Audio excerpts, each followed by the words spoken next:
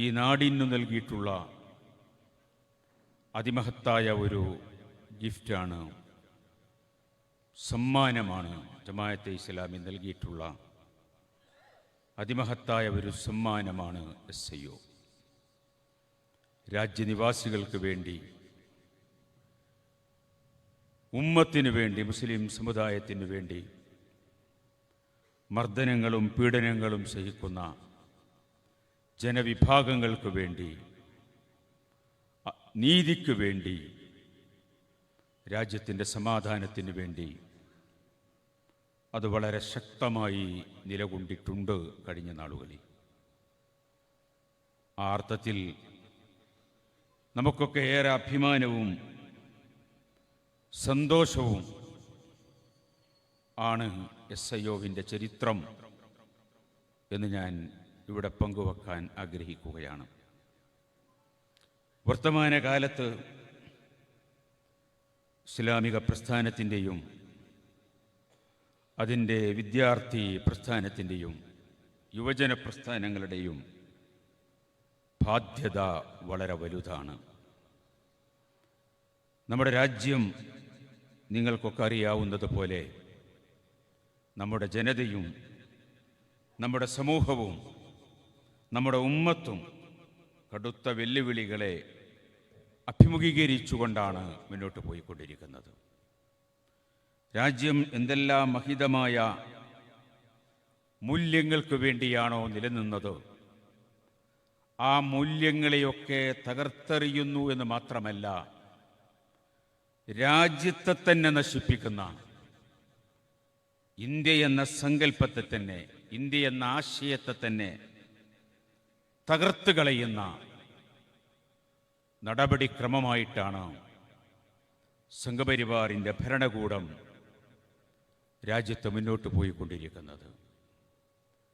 രാജ്യത്തിൻ്റെ സവിശേഷത, അതിൻ്റെ പ്രത്യേകത, ഇവിടെ വ്യത്യസ്ത മതവിഭാഗങ്ങൾ, വ്യത്യസ്ത ഭാഷകൾ, സംസ്കാരങ്ങൾ എല്ലാം ഉൾക്കൊള്ളുന്ന ഒരു രാജ്യത്ത് അതെല്ലാം തച്ചുടച്ച് ഏകാത്മക സംസ്കാരം അടിച്ചേൽപ്പിക്കാനുള്ള ശ്രമമാണ് നടന്നുകൊണ്ടിരിക്കുന്നത്.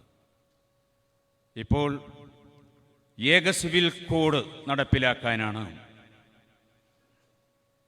സംഘപരിവാറിൻ്റെ നേതൃത്വത്തിൽ ദ്രുതഗതിയിൽ ശ്രമങ്ങൾ നടത്തിക്കൊണ്ടിരിക്കുന്നത്.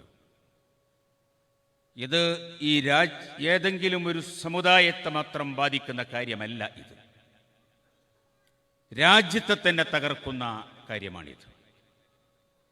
ഇവിടെ വ്യത്യസ്ത മതവിഭാഗങ്ങൾ, മതവിശ്വാസികൾ, ഗോത്രവർഗങ്ങൾ, വിവിധ വിഭാഗങ്ങൾ, അവർക്കൊക്കെ ഈ രാജ്യത്തിൻ്റെ ഭാഗമായി നിൽക്കെ തന്നെ അവരുടേതായ സിവിൽ നിയമങ്ങൾ പാലിക്കാൻ ഭരണഘടന അതിൻ്റെ മൗലികമായ അവകാശങ്ങളിൽ ഉൾക്കൊള്ളിച്ചിട്ടുള്ള കാര്യമാണ്. അതിനട്ടിമറിക്കുമ്പോൾ സ്വാഭാവികമായും രാജ്യത്തിൻ്റെ ഐക്യത്തെയും ഒരുമയെയുമാണത് ബാധിക്കുക. ചെറിയ ഉദാഹരണമാണ്, ഹിന്ദി അടിച്ചേൽപ്പിക്കാനുള്ള ശ്രമം നടന്നപ്പോൾ തമിഴ്നാട്ടിൽ നിന്ന് എന്താണ് കേട്ടത്? ബംഗാളിൽ നിന്ന് എന്താണ് കേട്ടത്? ഈ തമിഴ്നാടും ബംഗാളും കേരളവും നാഗാലാൻഡും കാശ്മീരും എല്ലാം ഉൾക്കൊള്ളുന്നതാണ് ഇന്ത്യ എന്ന് പറയുന്നത്. അതിനെ ഒരുമിപ്പിച്ചു നിർത്തുന്നതിന് പകരം അതിന് ശൈഥില്യമുണ്ടാക്കുക, തകർക്കുക, രാജ്യത്തിലെ പൗരന്മാരുടെ അവകാശങ്ങൾ നിഷേധിക്കുക, ഇത് ഈ നാട്ടിൽ നടക്കാൻ പോകുന്ന കാര്യമല്ല. പാഠ്യപദ്ധതി പരിഷ്കരണം, ദേശീയ തലത്തിൽ പാഠ്യപദ്ധതി പരിഷ്കരണത്തിൻ്റെ ഭാഗമായി സംഘപരിവാറിൻ്റെ സങ്കല്പങ്ങൾക്കനുസരിച്ചുള്ള ഒരു വിദ്യാഭ്യാസ പരിഷ്കരണത്തിനാണ് ഭരണകൂടം ശ്രമിച്ചുകൊണ്ടിരിക്കുന്നത്.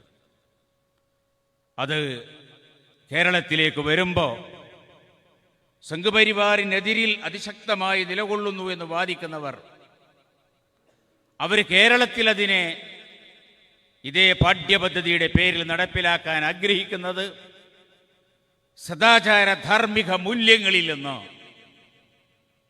നമ്മുടെ തലമുറയെ വഴിതെറ്റിക്കുന്ന, മതവിശ്വാസത്തിൽ നിന്നവരെ മാറ്റി അവരെ വഴിതെറ്റിക്കുന്ന പാഠ്യപദ്ധതി നടപ്പിലാക്കാൻ ശ്രമിക്കുകയാണ്. ഇതൊക്കെ നാടിന് നാശവും കുഴപ്പവുമാണ് ഉണ്ടാക്കി തീർക്കുക. രാജ്യത്തെ തന്നെ തകർക്കുകയാണ് ചെയ്യുന്നത്.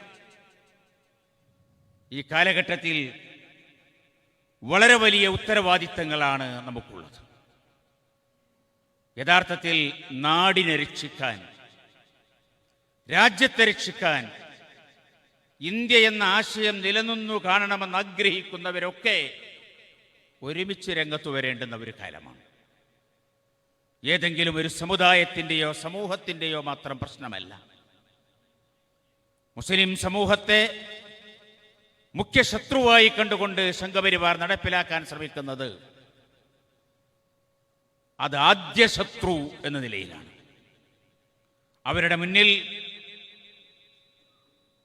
ക്രിസ്ത്യാനികളും കമ്മ്യൂണിസ്റ്റുകളും ഒക്കെ അവരുടെ ശത്രുക്കൾ തന്നെയാണ്.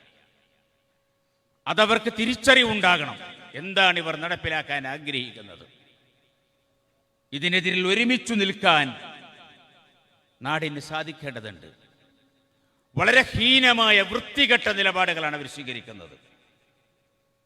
കഴിഞ്ഞ ദിവസം ഇന്നും ഇന്നലെയുമൊക്കെയായി നാം മനസ്സിലാക്കി, വയോവൃദ്ധനായിട്ടുള്ള ഒരുപിടി രോഗങ്ങളാൽ കഷ്ടപ്പെടുന്ന സ്റ്റെയിൻ സ്വാമി എന്ന വയോധികനെ എൻഐഎ നക്സൽ ബന്ധം ആരോപിച്ച് അറസ്റ്റ് ചെയ്യുകയും മാന്യമായ ചികിത്സ പോലും നിഷേധിക്കുകയും ഏറ്റവും ഒടുവിൽ ഇപ്പോൾ രംഗത്ത് വന്നിരിക്കുകയാണ്. അദ്ദേഹത്തിന്റെ ലാപ്ടോപ്പ് ഹാക്ക് ചെയ്തു ഭരണകൂടത്തിന്റെ വക്താക്കൾ തന്നെ കള്ളത്തെളിവുകൾ നിക്ഷേപിച്ചിരിക്കുകയാണ് എന്ന്. ഇതൊരൊറ്റപ്പെട്ട സംഭവമല്ല, രാജ്യത്ത് നിരന്തരമായി നടന്നുകൊണ്ടിരിക്കുന്ന കാര്യങ്ങളാണ്.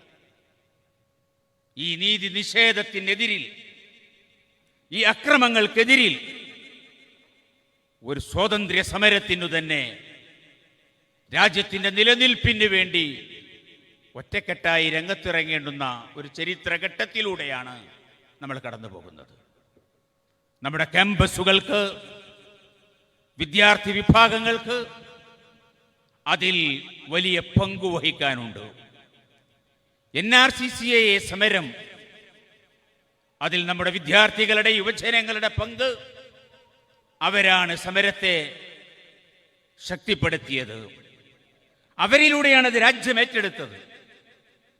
അതിനെ ഇപ്പോൾ വീണ്ടും അതിനെ നടപ്പിലാക്കാനുള്ള ശ്രമങ്ങളാണ് നടന്നുകൊണ്ടിരിക്കുന്നത്. അതിശക്തമായ സമരങ്ങൾ രാജ്യത്തിന്റെ നിലനിൽപ്പിന് വേണ്ടി മുഴുവൻ സമാന മനസ്കരുമായി ചേർന്നുകൊണ്ട് രൂപപ്പെടുത്തേണ്ടുന്ന ഒരു ഘട്ടമാണിത്. ഇസ്ലാമോഫോബിയ, ഇസ്ലാം പേടിക്കേണ്ടതാണ്, ഭയപ്പെടേണ്ടതാണ്, രാജ്യത്തിനു വേണ്ടാത്തതാണ്, ഭീകരമാണ്. എന്താണ് ഈ പറഞ്ഞുകൊണ്ടിരിക്കുന്നത്? ഈ രാജ്യത്ത് സഹസ്രാബ്ദങ്ങളായി, നൂറ്റാണ്ടുകളായി ഇസ്ലാം നിലനിൽക്കുന്നുണ്ടോ? വിവിധ മതവിഭാഗങ്ങളുണ്ട്, ഏകോദര സഹോദരങ്ങളായിട്ട്. നമ്മൾ ഇതിനെ ക്രിയാത്മകവും സർഗാത്മകവുമായി നേരിടണം. ഇത്തരം പ്രവണതകൾക്കെതിരിൽ മുസ്ലിങ്ങൾ മാത്രമല്ല, രാജ്യത്തെ വലിയൊരു വിഭാഗം രംഗത്തുണ്ട്. അവരെ ചേർത്ത് നിർത്തുകയും അവരോടൊപ്പം നിൽക്കുകയും ചെയ്തുകൊണ്ടോ സംഘപരിവാറിന്റെ ഇത്തരം ശ്രമങ്ങൾക്കെതിരിൽ ഒരുമിച്ചുള്ള പോരാട്ടങ്ങൾ ഉണ്ടാകണം. ഇസ്ലാമോഫോബിയയുടെ വിഷയത്തിൽ തെറ്റിദ്ധരിച്ച ഒരുപാട് മനുഷ്യരുണ്ട്. കുപ്രചരണങ്ങളുടെ ഫലമായിട്ട് അവരുടെ തെറ്റിദ്ധാരണകൾ നിരത്തിരുത്താൻ നാം രംഗത്തു വരേണ്ടതായിട്ടുണ്ട്. അതുപോലെ ഇതിന്റെ പേരിൽ മൗനികളായിട്ട്, ഇത് ശരിയല്ല എന്ന് മനസ്സിലാക്കിയിട്ടും മൗനികളായി നിൽക്കുന്നവരുണ്ടോ? അവരെ ശബ്ദമുള്ളവരാക്കി മാറ്റണം. അതുപോലെ ഇതിന്റെ വക്താക്കൾ ആയി രംഗത്ത് വന്നിട്ടുള്ള ആളുകൾ, അവരോടും നമുക്ക് സംവദിക്കേണ്ടതായിട്ടുണ്ട്. അവരുടെ മനസ്സുകളെയും മാറ്റിയെടുക്കാനുള്ള ശ്രമങ്ങളുണ്ടോ? ഇതിൻ്റെയൊക്കെ ഇരകളായിട്ടുള്ള ന്യൂനപക്ഷ വിഭാഗങ്ങൾ, പിന്നാക്ക വിഭാഗങ്ങൾ, അവരുടെയൊക്കെ ശാക്തീകരണത്തിന് വേണ്ടി, അവർക്ക് ആത്മാഭിമാനത്തോടുകൂടി നിലനിൽക്കുന്നതിന് വേണ്ടിയുള്ള പ്രവർത്തനങ്ങളും നാം ശക്തിപ്പെടുത്തേണ്ടതായിട്ടുണ്ട്.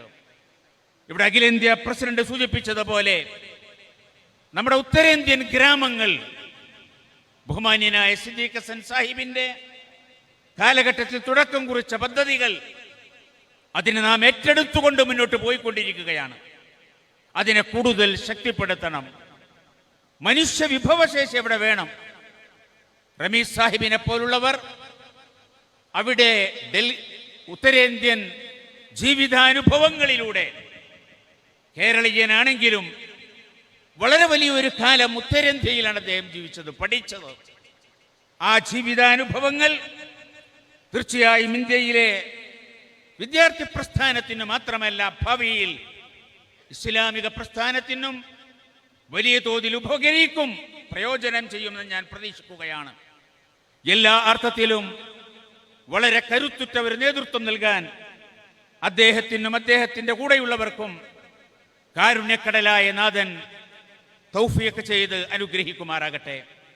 ഇവിടെ സൂചിപ്പിക്കപ്പെട്ടതുപോലെ ഒരു ടീം SIO കേരള ഘടകത്തിൻ്റെ ബഹുമാന്യനായ പ്രസിഡന്റ് അംജദ്, അതുപോലെ നമ്മുടെ അൻവർ സലാഹുദ്ദീൻ സാഹിബിൻ്റെ ഒക്കെ നേതൃത്വത്തിലുള്ള ഒരു സംഘം കഴിഞ്ഞ 2 വർഷക്കാലം വളരെ സ്തുത്യർഹമായ പ്രവർത്തനങ്ങളാണ് നിർവഹിച്ചത്.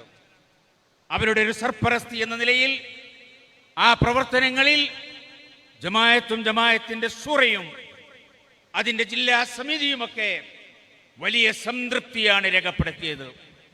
ഏറ്റവും ഒടുവിൽ കേരളത്തിൻ്റെ ഗ്രാമങ്ങളിൽ പ്രത്യേകിച്ചും നടത്തിയ ഏരിയ സമ്മേളനങ്ങൾ വലിയ തോതിൽ പ്രസ്ഥാനത്തിന് മനുഷ്യവിഭവശേഷിയും അതിൻ്റെ കരുത്തും വർദ്ധിപ്പിക്കാൻ സാധ്യമായിട്ടുണ്ട്. ഈ മീക്കാത്തിൽ അവർ ചെയ്തിട്ടുള്ള അതിമഹത്തായ കർമ്മങ്ങൾ പ്രസ്ഥാനത്തിൻ്റെ ഭാവിയിൽ അതിൻ്റെ വളർച്ചയ്ക്ക് ഉപകരിക്കും. പടച്ച തമ്പുരാൻ അവയൊക്കെയും മഹത്തായ സൽക്കർമ്മങ്ങളായിട്ട് സ്വീകരിക്കുമാറാകട്ടെ. അവർ SIOവിൽ നിന്ന് പോകുന്നു എന്ന് പറയുമ്പോൾ അവർ വരുന്ന ഒരിടമുണ്ട്. പോകുന്ന എല്ലാ ആളുകളും ഏതോ ഒരു സ്ഥലത്തേക്ക് വരുന്നവരും ആയിരിക്കും, അല്ലാതെ ഒരു പോകലുണ്ടാവുകയില്ല. ആ വരുന്ന ഇടം ജമാഅത്തെ ഇസ്ലാമിയാണ്, സോളിഡാരിറ്റിയാണ്.